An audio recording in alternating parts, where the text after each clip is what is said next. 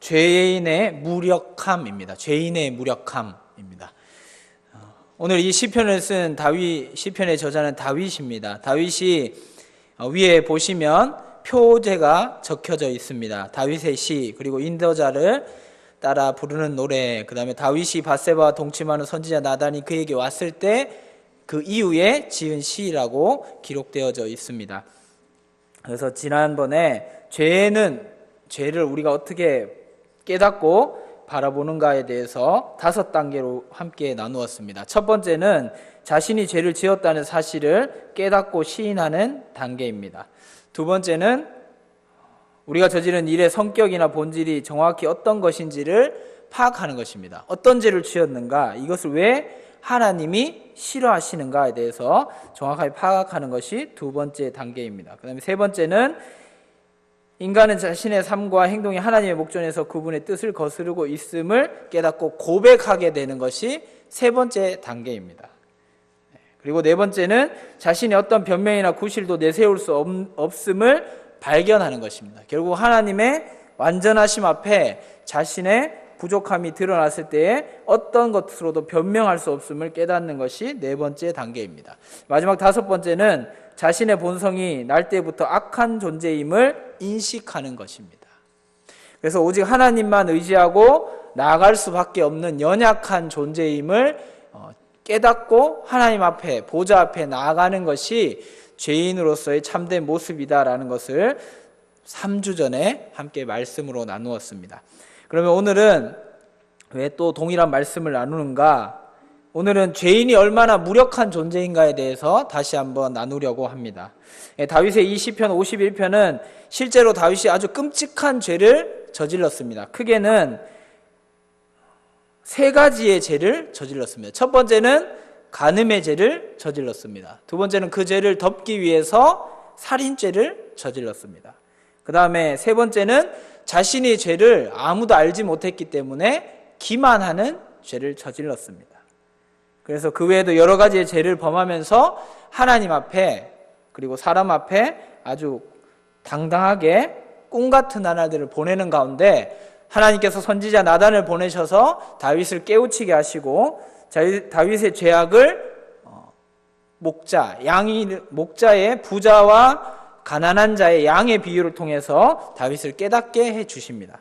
그리고 다윗은 자신의 죄를 깨닫고 난 이후에 나단에게 자신의 죄를 고백하게 되어집니다.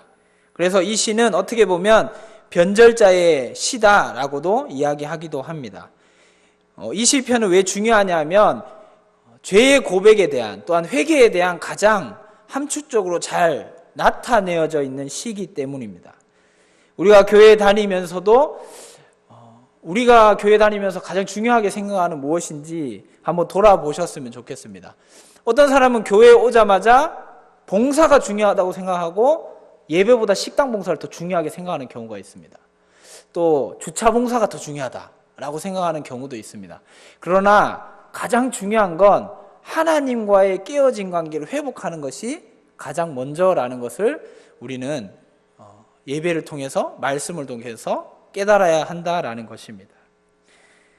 우리가 죄에 대해서 제대로 깨닫지 못하고 예배를 드린다라는 것은 결국 구도자의 예배, 요즘 유행하는 구도자 예배, 하나님을 믿지는 않지만 예배가 어떤 것인가 한 번쯤 그냥 나와서 예배에 대해서 구경하는 구경꾼에 지나지 않게 된다라는 것입니다.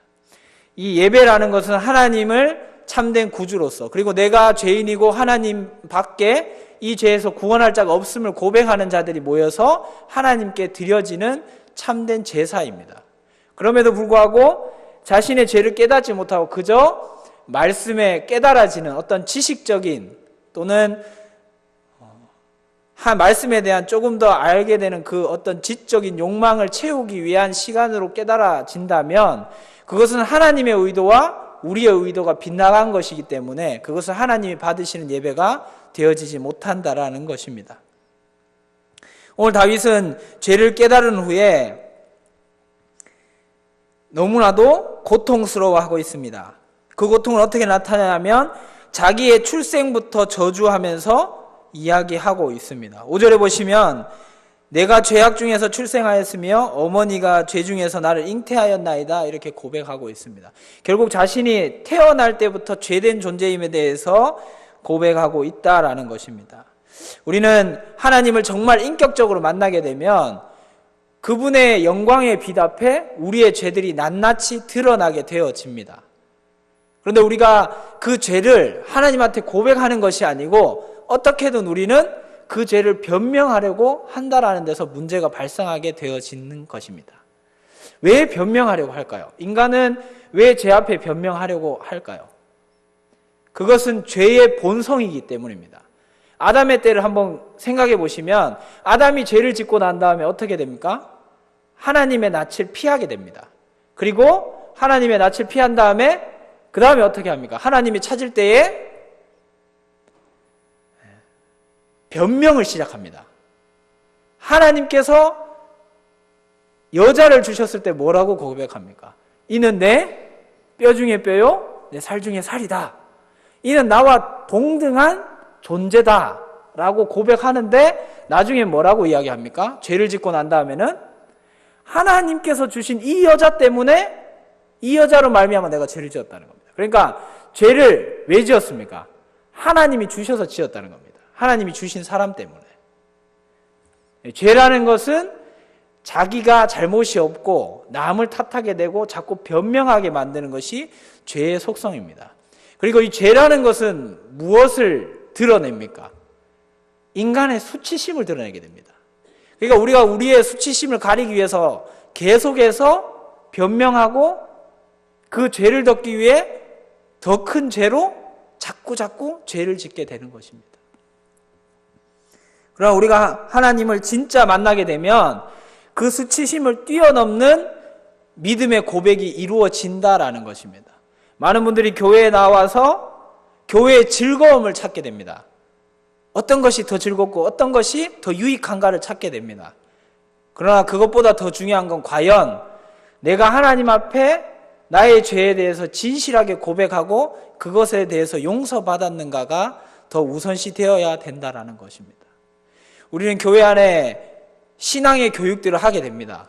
그러나 이 신앙의 교육의 본질은 무엇입니까? 어려서부터 그들이 죄인임을 깨닫게 하는 것입니다. 죄인임을 깨닫고 그 죄에서 구원할 자가 예수 그리스도밖에 없음을 그 작은 입술로 그 삶을 통해서 고백하도록 하는 것이 기독교 교육의 최종적인 목적입니다. 그런데 우리는 어느새 교회 안에서 자꾸 어떤 인간의 유익을 추구하고 있는 것은 아닌지 한번 좀 돌아보셔야 한다라는 것입니다. 식당 봉사를 왜 합니까? 주차 봉사를 왜 합니까? 다 내가 그리스도께서 피로 사신 이 교회를 사랑하기 때문에 봉사하는 것입니다. 그런데 그 순수한 목적을 잃어버리고 만약 내가 무엇인가 되기 위해 또는 내가 나의 어떤 신앙적인 퀄리티를 높이기 위해서 한다라고 한다면 과연 그것은 하나님 앞에 정직한 믿음인가를 돌아봐야 한다라는 것입니다. 다윗은 아무런 하나님 앞에 부끄러움이 없었습니다. 어떻게 보면 다 나단이 오기 전까지는 하나님 앞에 부끄러움이 없었습니다. 그런데 그에게 죄를 지은 것이 중요한 것이 아니라 다윗이 정말 중요한 것은 무엇이냐면 죄 이후에 그가 깨달았을 때의 행동입니다. 죄를 깨달았을 때 다윗은 어떻게 했습니까? 나단 선지자에게 자신의 죄를 고백하고 하나님 앞에 무릎 꿇고 회개했다라는 것입니다. 우리는 과연 우리의 죄를 깨달았을 때 어떻게 하는지를 한번 돌아보셨으면 좋겠습니다. 과연 우리의 죄가 드러났을 때 우리의 죄는 언제 드러납니까? 말씀을 읽을 때, 우리 마음 안에 말씀이 있을 때 깨달아지는 것입니다. 그 깨달음을 통해서 우리가 깨달아졌을 때 과연 우리는 우리의 죄를 하나님 앞에 자복하고 그 죄 용서받기를 구하는가? 아니면 하나님, 이것은 세상 사람들이 다 짓는 죄이기 때문에 저는 연약한 존재임을 아시죠? 네, 저도 그럴 수밖에 없는 존재입니다. 하나님이 지으셔서 제가 죄를 짓는 존재입니다 라고 하나님을 원망하고 또한 변명하는 존재는 아닌지, 아니면 깨달아졌음에도 불구하고 그렇구나 하고 그냥 넘어가고 있는 것은 아닌지 한번 말씀을 통해서 깨달아 함께 돌아보셨으면 좋겠습니다. 결국 회개라는 것은 인간의 기질의 문제가 아니다라는 것입니다. 내가 많이 배우고 적게 배우고 좀 내가 잘났고 좀 부하고 이런 것에 차이가 있는 것이 아니라 다윗을 보시면 왕이고 어떤 지하 고위 높고 낮음을 막론하고 하나님 앞에 1대1로 섰을 때 과연 나는 하나님께 칭찬받을 존재인가, 하나님께 사랑받을 수 있는 존재인가의 문제가 바로 회개라는 것입니다. 우리의 문제는 간음죄나 살인죄를 저질렀냐의 문제가 사실은 아닙니다. 그러면 어떤 문제가 있느냐? 과연 우리는 마음을 다하고 목숨을 다하고 뜻을 다하고 힘을 다하여 주 하나님을 과연 사랑하고 있느냐의 문제라는 것입니다. 그렇게 사랑하고 계십니까? 네. 저는 제 자신을 볼 때 그 정도로 사랑하고 있는 것 같지는 않습니다, 솔직히. 네. 과연 이 말씀 가운데 우리의 삶을 정말 내려놓고 내가 하나님 앞에 1대1로 단독자로 섰을 때 과연 하나님의 말씀 앞에 나를 비춰보았을 때에 과연 정말 내 목숨과 내 생각과 내 삶과 내 힘을 다해서 하나님을 위해서 내 삶을 바치고 있느냐 하는 문제이다라는 것입니다. 바울은 자신의 삶을 전제로 하나님 앞에 드렸다라고 이야기합니다. 과연 우리는 우리의 삶을 하나님 앞에 정말 하나님이 받으실 만한 예배의 삶을 살아가고 있냐 하는 것입니다. 예배자의 삶을 살아가고 있는가 하는 것입니다. 첫 번째로 중요한 것은 우리가 하나님 앞에 용서를 바라는 마음을 가지고 있냐라는 것입니다. 다윗은 하나님께서 용서해 주시기를 계속해서 간구하고 있습니다. 12절에 보시면 주의 구원의 즐거움을 내게 회복시켜 주시고 자원하는 심령을 주사 나를 붙드소서 이렇게 이야기하고 있습니다. 그리고 10절에서도 내 속에 정한 마음을 창조하시고 내 안에 정직한 영을 새롭게 해달라고 하나님의 능력을 계속해서 간구하고 있습니다. 우리는 과연 죄를 깨달았을 때 하나님께 용서를 바라는 마음을 가지고 있느냐 하는 것입니다. 회개하는 사람은 언제나 자신이 죄인임을 의식해야 됩니다. 회개하는 사람은 자신의 죄를 지었음을 알기에 용서를 구하는 마음이 간절할 수밖에 없는 것입니다. 과연 우리 안에 그러한 간절한 마음이 있는가를 돌아보셨으면 좋겠습니다. 진심으로 회개하는 모든 영혼과 참된 그리스도인에게 나타나는 두 번째 특징은 자신이 전적으로 무력한 존재다, 아무 힘도 없는 존재라는 것을 자각하고 의식하는 것입니다. 위대한 성인 어거스틴은 이 사실을 알고 자신이 오랫동안 방황했던 자신을 돌아보며 이렇게 말했습니다. 주님은 주님 자신을 위해 우리를 지으셨습니다. 우리가 주님 안에서 안식을 찾기 전에는 평안이 없습니다 라고 고백했습니다. 우리는 하나님 이외의 것들로 지금 우리의 삶을 채우려고 노력하고 있는 것은 아닌지 한번 자신을 말씀 위에 돌아보셨으면 좋겠습니다.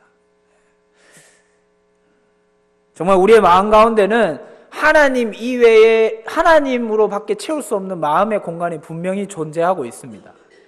세상에 많은 사람들이 무엇으로 그것을 채우려고 합니까? 돈으로, 권력으로, 지위로, 명예로 그 모든 것들을 채우려고 노력합니다. 그러나 그들의 욕심이 채워집니까? 더 큰 욕심으로 다가오게 된다는 겁니다. 보십시오. 많은 사람들이 1억을 벌면은 기쁠 거다라고 생각합니다. 그런데 1억을 가지면 어떻게 될까요? 10억을 가지면 좀 더 행복해질 것 같습니다. 10억을 가지면 어떻게 될까요? 50억, 100억을 가지고 싶습니다. 그러면은 더 많은 돈을 가지다 보면 어떻게 될까요? 결국 법을 어겨서라도 내가 더 많은 것을 가져야 된다라고 생각합니다. 하나님이 우리 안에 있으면 가난한 것도 아무 소용이 없다라는 것입니다. 왜? 하나님이 우리 안에 세상에 줄 수 없는 참된 평안을 주시기 때문에 세상의 것들로 인해서 만족하는 것을 모두 내려놓고 하나님 한 분만으로 만족할 수 있는 삶을 살 수 있다는 것입니다. 그러면 우리는 왜 세속적인 것들을 쫓아 살아갈까요? 그것은 우리 안에 성령님으로 채우려고 하지 않고 무언가 하나님 이외의 것들로 자꾸 그 비워진 공간을 채우려고 하기 때문입니다. 우리가 하나님한테 온전히 눈길을 돌리고 하나님께 집중할 때 정말 세상이 줄 수 없는 참된 평안, 성령을 우리에게 허락해 주신다라는 것입니다. 우리에게 허락하신 이 성령이 우리 안에서 충만하게 역사하도록 우리 자신을 계속해서 하나님 앞에 회개함으로 우리의 마음을 깨끗게 해야 된다는 것입니다. 그렇게 할 때 하나님이 우리의 마음 가운데서 진정하게 역사하실 수 있습니다. 진짜로 회개하지 않고 살아가는 종교인들은 어떤 모습으로 신앙생활을 하겠습니까? 진짜 그냥 종교인으로 그냥 예배 출석하는 것에 만족하는 사람들은 주중에 성경을 읽지 않습니다. 주중에 기도하지 않습니다. 주중에 하나님의 말씀에 대해서 이야기하지 않습니다. 결국 무엇이냐? 교회에 예배를 드렸다라는 것으로 만족한다는 것입니다. 그리고 그 예배 가운데 선포되어진 말씀과 또한 그 시간에 기도했던 것으로 만족하는 것에 그친다는 것입니다. 우리가 신앙생활을 하면서 참된 회개가 왜 이루어져야 되느냐? 그것은 하나님과의 관계에 중요한 회복을 의미하기 때문입니다. 회개가 없으면 구원이 없습니다. 참된 회개가 이루어지지 않으면 우리의 믿음도 또한 거짓이 되어버립니다. 그렇기 때문에 우리는 우리의 죄가 어떤 것이고 왜 우리가 하나님 앞에 자복할 수밖에 없는 존재인가를 말씀을 통해서 분명히 깨달아야 한다라는 것입니다. 마지막으로